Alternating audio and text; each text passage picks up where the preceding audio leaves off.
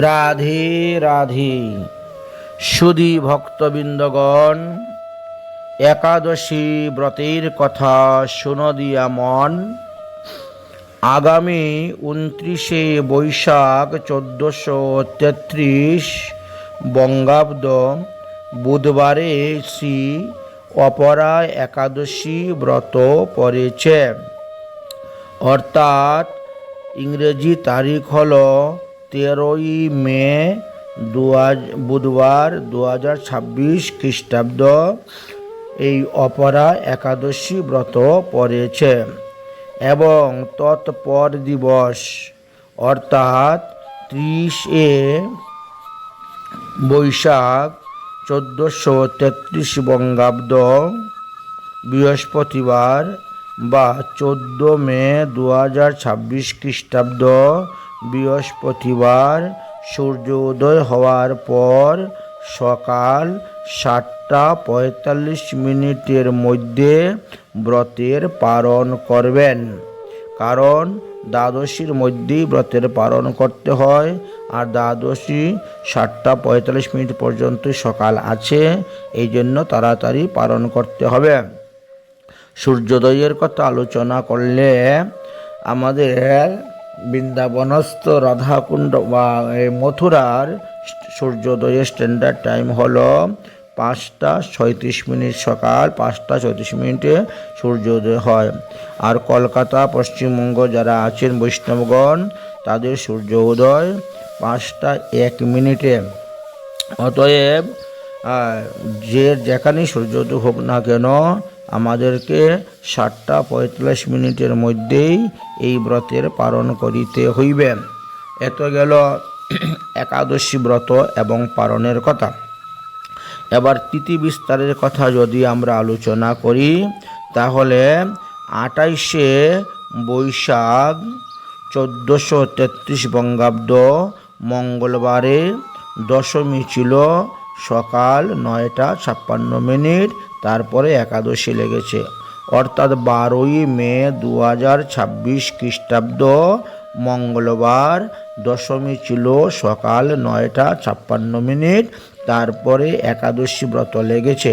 আপনারা সবাই জানেন যে দশমী সংযুক্ত একাদশী ব্রত করা নিষিদ্ধ।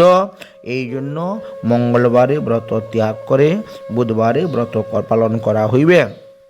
এর মধ্যে বিশেষ কথা হলো, এই মঙ্গলবারেই শ্রীল শ্রীবাস পণ্ডিত গোস্বামীপাদ আবির্ভাব হয়েছেন।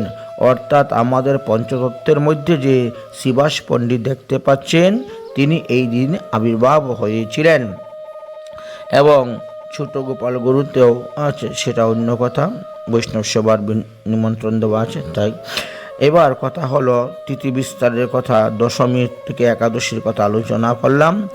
29শে বৈশাখ 1433 বঙ্গাব্দ বুধবার বা 13 মে 2026 খ্রিস্টাব্দ বুধবার একাদশী তিথি আছে সকাল 9টা 3 পর্যন্ত, তারপরে দ্বাদশী তিথি লেগেছে। এই জন্য আমরা বুধবারে যে একাদশী ব্রত করব, এটা একাদশী সংযুক্ত দ্বাদশী ব্রতই পালন করা হইবে। তারপরে পালনের কথা আলোচনা করতে গিয়ে তৎপর দিবস অর্থাৎ 30শে বৈশাখ 1433 বঙ্গাব্দ অথবা 14ই মে 2026 খ্রিস্টাব্দ বৃহস্পতিবার দ্বাদশী তিথি আছে দিবা 7টা 45 পর্যন্ত। তারপরে ত্রয়োদশী তিথি লেগে গিয়েছে, যার কারণে সূর্যোদয় হওয়ার পর সকাল 7টা 45 মধ্যেই এই অপরা একাদশী ব্রতের পালন করতে হবে। আপনাদেরকে সংকল্প মন্ত্র আমরা বলে দিব এবং পালনের মন্ত্র বলে দিব, প্রতিবারই বলে যাচ্ছি, সেই অনুসারে আপনারা পালন করবেন। রাধে রাধে। দশমীর দিন রাত্রিবেলায় একাদশী ব্রতের সংকল্প মন্ত্র পাঠ করে নিতে পারেন সন্ধ্যার সময়। তো লেখা আছে ব্রতের সংকল্প মন্ত্র পাঠের জন্য বলবেন, একাদশাং নিরাহার स्थिता अहम अपरे अन्यने भुक्ष्वामि पुंडरीकक्ष শরণাং মে ভবশ্চ্যুতঃ। ইচ্ছা করলে আপনারা তিল, তুলসী, হর্তকি, ফুল, দুব্বা আদি গঙ্গা জল নিয়েও সংকল্প মন্ত্র পাঠ করে আপনারা একাদশী ব্রত থাকতে পারেন। পরের দিন ব্রত ভাঙ্গার জন্য একটি মন্ত্র আছে, এটা বলা হয় ব্রত সমর্পণ মন্ত্র। তো সেটা বলবেন, মানে পারণের দিন সকালবেলা পারণের জন্য যে প্রসাদটা হাতে নেবেন, নিয়ে তখন বলবেন একাদশী আদি ব্রত পারণের একই মন্ত্র। অজ্ঞান তিমিরান্ধস্য ব্রতেনানেন কেশব প্রসিদ্ধ সুমুখনাথ শুদ্ধং ভক্তি প্রদীয়তাম। তারপরে আপনারা পারণ করবেন। তো পারণ করার মন্ত্র হলো আলাদা, তো সেটা বলে আপনারা পালন করবেন। তব প্রসাদ স্বীকারাৎ কৃত্যং ইয়ৎ পারণং ময়া ব্রতেনানেন সন্তুষ্ট স্বস্তি ভক্তি প্রয়শ্চু মে। এইভাবে বলে এবার আপনারা প্রসাদকে প্রণাম করে প্রসাদের মহিমা কীর্তন করে আপনারা প্রসাদ গ্রহণ করবেন। বিভিন্ন স্থানে এই সমস্ত মন্ত্র বিভিন্নভাবে দেওয়া আছে।